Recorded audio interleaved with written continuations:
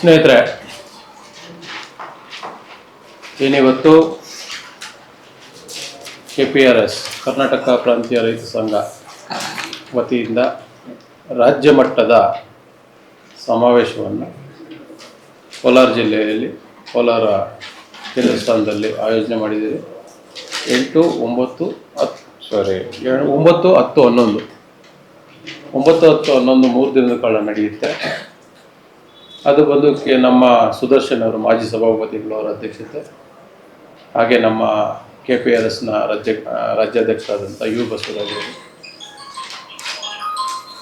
ಇತರೆ ತಾಲೂಕಿನ ನಮ್ಮ ಕೋಲಾರ ಜಿಲ್ಲೆಯ ಎಲ್ಲ ತಾಲೂಕು ಘಟಕದ ಅಧ್ಯಕ್ಷರು ಹಾಗೂ ನಮ್ಮ ಅಧ್ಯಕ್ಷರು ವೆಂಕಟೇಶ್ ಅವರು, ಲಾಯರ್ ವೆಂಕಟೇಶ್ ಅವರು,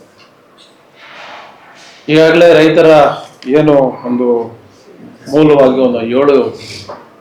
ಒಂದು ಸಬ್ಜೆಕ್ಟ್ನ ಬೇಡಿಕೆಗಳನ್ನ ಇಟ್ಕೊಂಡಿದ್ದೀವಿ.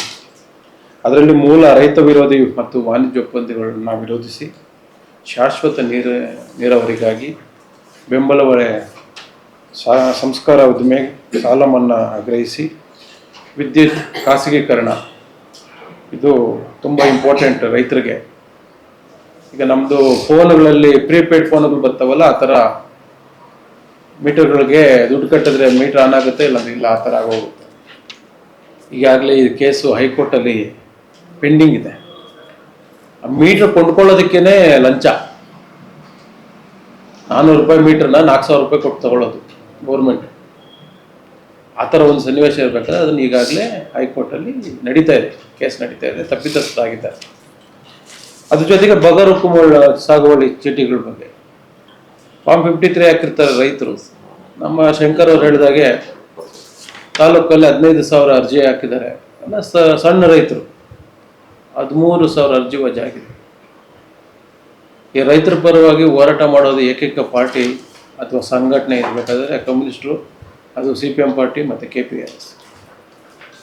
ಈ ವಿಚಾರವಾಗಿ ಯಾರು ಧ್ವನಿ ಎತ್ತಲಿಲ್ಲ ಇಲ್ಲಿವರೆಗೂ. 13,000 ರೈತರಿಗೆ ಭೂಮಿ ಇಲ್ಲ, ಧನವಂತರಿಗೆ ಭೂಮಿ. ಅವನು ಎಲ್ಲಿ ಇರ್ತಾನೋ ಏನು ಮಾಡ್ತಾನೋ ಗೊತ್ತಿಲ್ಲ, ಅವನು ಭೂಮಿ 2 ಎಕರೆ 3 ಎಕರೆ ಹಂಚಿಕೆ ಆಗೋದು. ಇವತ್ತು ಆ ವಿಚಾರವಾಗಿಯೂ ಸಕ್ರಮವಾಗಿ ಬಗರ್ ಹುಕುಂ ಸಾಗುವಳಿ ಚೀಟಿಗೆ ಯಾರು ಅರ್ಜಿ ಹಾಕಿರ್ತಾರೆ ಅಂಥವ್ರಿಗೆ ಭೂಮಿ ಕೊಡಬೇಕು ಅನ್ನೋದ್ರ ಬಗ್ಗೆನೂ ಇದು ಸಬ್ಜೆಕ್ಟ್ ಇದೆ. ಜೊತೆಗೆ ಅರಣ್ಯ ದೌರ್ಜನ್ಯ ಅಷ್ಟಿಷ್ಟಲ್ಲ, ನೀವೆಲ್ಲ ಇತ್ತೀಚಿನ ದಿನಗಳಲ್ಲಿ ನೋಡಿರ್ತೀರಿ. ಮೊನ್ನೆ ಹೀಗೆ TV ನೋಡ್ತಾ ಇದ್ದೆ, ಸುಮಾರು 25-30 ವರ್ಷದಿಂದ ಬೆಳೆದಿರ್ತಕ್ಕಂಥ ಮಾವಿನ ಮರಗಳನ್ನ ಕಟಾವು ಮಾಡ್ತಾರೆ. ಈಗ ಅರಣ್ಯ ಇಲಾಖೆ ಅರಣ್ಯ ಬೆಳೆಸುವಂಥದ್ದು.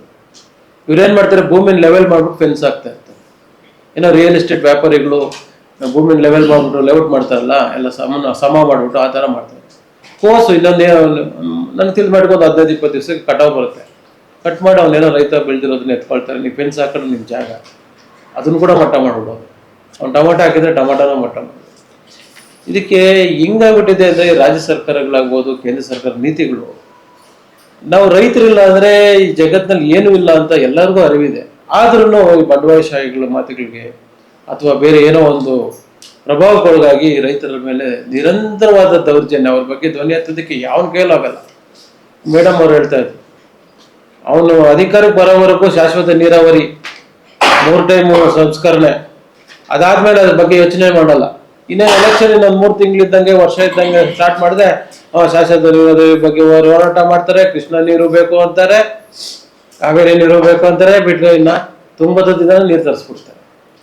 ಪರಿಸ್ಥಿತಿಗಳಂಗಿದೆ. ಜನರು ಜಾಗೃತಗೊಳ್ಳಬೇಕು. ಇವತ್ತು ತಾಲೂಕಿನಲ್ಲಿ KPRSನ 50 ಘಟಕಗಳಿಂದ ಸುಮಾರು 2,500 ಜನ ಆ ಸಮ್ಮೇಳನಕ್ಕೆ ಬರ್ತಾ ಇದ್ದಾರೆ 9ನೇ ತಾರೀಕು. ಅದೇ ರೀತಿ ಎಲ್ಲ ತಾಲೂಕುಗಳಿಂದ 6 ತಾಲೂಕುಗಳಿಂದ ಸುಮಾರು 15,000 ಜನ ಸೇರುವಂಥ ದೊಡ್ಡ ಮಟ್ಟದ ಕಾರ್ಯಕ್ರಮ. ಅದು ರಾಜ್ಯದಲ್ಲಿ ಕೋಲಾರಲ್ಲೇ ಯಾಕೆ ಮಾಡಬೇಕಂದ್ರೆ ಇದು ಕೃಷಿ ಆಧಾರಿತ ಜಿಲ್ಲೆ. ರೇಷ್ಮೆ ಇರ್ಬೋದು, ಟೊಮಾಟೊ ಇರ್ಬೋದು, ಹೈನುಗಾರಿಕೆ ಇರ್ಬೋದು. ಮೇಡಮ್ ಅವ್ರು ಹೇಳ್ತಾ ಇದ್ರು, ಇಲ್ಲಿ ಯಥೇಚ್ಛವಾಗಿ ಟೊಮೊಟೊ ಬೆಳಿತೀವಿ. ಒಂದು ಕೆಚಪ್ ಮಾಡುವಂಥದ್ದು, ಟೊಮೊಟೊ ಸಂಸ್ಕರಣೆ ಮಾಡುವಂಥದ್ದು ಒಂದು ಕಾರ್ಖಾನೆ ಇಲ್ಲ. ಅದೇ ರೀತಿ ಒಂದು ಮಾವಿಂದು ಜ್ಯೂಸ್ ಫ್ಯಾಕ್ಟ್ರಿ ಆಗ್ಬೋದು, ಇನ್ನೊಂದು ಏನೂ ಇಲ್ಲ. ಅಲ್ಲಿ ಯಾರೋ ತಗೊಂಡ್ಬರ್ತಾರೆ, ಯಾವುದೋ ಒಂದು ಇಂಡಸ್ಟ್ರಿ ಹಾಕ್ತಾರೆ. ನಮ್ಮ ಮನೇಲಿ ಇರ್ತಕ್ಕಂಥ ರೈತ ಮಕ್ಕಳಲ್ಲಿ ಹೋಗ್ಬಿಟ್ಟು ವಾಚ್ಮೆನ್ ಕೆಲಸ ಆಮೇಲೆ ಅಲ್ಲಿ ಇರ್ತಕ್ಕಂಥ ವಾಶ್ರೂಮ್ಗಳನ್ನ ವಾಶ್ ಮಾಡುವಂಥ ಕೆಲಸನ. ಇಂಥ ಸಂದರ್ಭದಲ್ಲಿ ನಾವು ಏನು ಮಾಡಬೇಕು, ಇಲ್ಲಿ ಕೃಷಿ ಆಧಾರಿತ ಕೈಗಾರಿಕೆಗಳೇ ಬರಲಿಕ್ಕೆ ನಾವೆಲ್ಲ ಒತ್ತಾಯ ಮಾಡಬೇಕು. ಆ ನಿಟ್ಟಿನಲ್ಲಿ ನಾಳೆ ನಾಳಿದ್ದು ಏನು ಬಜೆಟ್ ನಡೀತಾ ಇದೆ, ಈ ಒಂದು ಮೀಡಿಯಾ ಮುಖಾಂತರ, ಈ ಒಂದು ಪತ್ರಿಕಾಗೋಷ್ಠಿ ಮುಖಾಂತರ ಮಾನ್ಯ ಮುಖ್ಯಮಂತ್ರಿಗಳಿಗೂ ಮನವಿ ಮಾಡ್ತೇವೆ. ಕೋಲಾರ ಜಿಲ್ಲೆಗೆ ಒಂದಷ್ಟು ಕೃಷಿ ಆಧಾರಿತ ಕೈಗಾರಿಕೆಗಳನ್ನ ನೀಡುವ ಬಗ್ಗೆ ಆಲೋಚನೆ ಮಾಡಬೇಕು, ನಮ್ಮ ಬೇಡಿಕೆ ಇದೆ. ಜೊತೆಯಲ್ಲಿ ಪರ್ಯಾಯ ನೀತಿ, ಕೃಷಿ ನೀತಿಗಳನ್ನ ಒತ್ತಾಯ ಮಾಡಲಿಕ್ಕೆ ಇದೊಂದು ಸಮ್ಮೇಳನ ನಡೀತಾ ಇದೆ. ನೀವೆಲ್ಲರೂ ಈ ಸಮ್ಮೇಳನಕ್ಕೆ ಬೆಂಬಲವಾಗಿ ಒಂದಷ್ಟು ಪ್ರಭಾವಿತರಾಗಿ ರೈತರಿಗೆ ತಿಳುವಳಿಕೆ ನೀಡೋ ಥರ ಒಂದು ದೊಡ್ಡ ಮಟ್ಟದ ಕಾರ್ಯಕ್ರಮ ನಡೀತಾ ಇದೆ. ತಾಲೂಕಿನ ಅತಿ ಹೆಚ್ಚು ಜನಗಳು ರೈತಾಪಿ ವರ್ಗ ಹಾಗೂ ಸಾರ್ವಜನಿಕರು ಈ ಕಾರ್ಯಕ್ರಮಕ್ಕೆ ಬರಬೇಕಂತ ಎಲ್ಲರೂ ನಿಮ್ಮ ಮೂಲಕ ಮನವಿ ಮಾಡ್ಕೊಳ್ತೇನೆ. ಧನ್ಯವಾದಗಳು.